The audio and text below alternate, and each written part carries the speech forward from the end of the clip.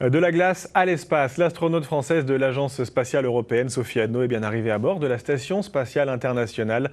La mission doit durer 9 mois. Parmi les nombreuses expériences scientifiques prévues, l'une d'entre elles portera sur les réactions du corps et du cerveau face à la vie en apesanteur et au stress de l'espace. Une expérience qui implique les chercheurs du laboratoire lorrain de psychologie et neurosciences de la dynamique et des comportements.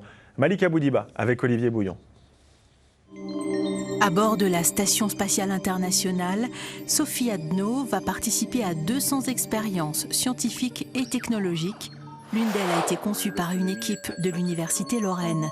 On peut la voir ici lors de la présentation de l'expérimentation PhysioTool. C'est un système qui permet d'être embarqué, c'est-à-dire que la personne va être équipée d'un certain nombre de capteurs sur elle, avec l'unité d'acquisition également sur elle.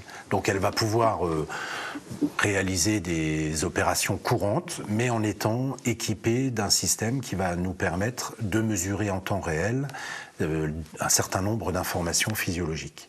Ça peut être l'activité cérébrale, l'activité cardiaque, respiratoire, activité électrodermale ou même encore musculaire.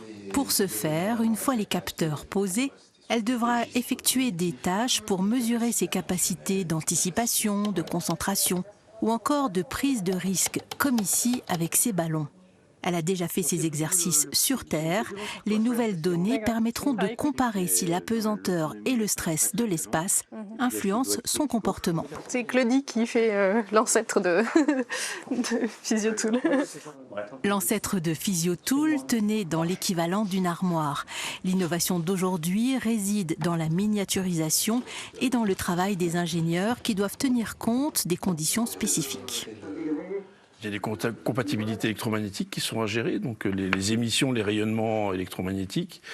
En termes de choc, de design aussi, pas d'angle saillant, des choses comme ça. En apesanteur, en fait, il n'y a pas cette convection naturelle, le fait que la chaleur monte, puisqu'il n'y a pas de poids, donc l'air chaud reste autour des composants. Donc on a deux petits ventilateurs en fait, qu'on a dans le boîtier qui nous permettent de faire circuler l'air dans le boîtier. En mai prochain, PhysioTool rejoindra l'ISS et Sophie Adno. L'expérimentation pourra alors commencer.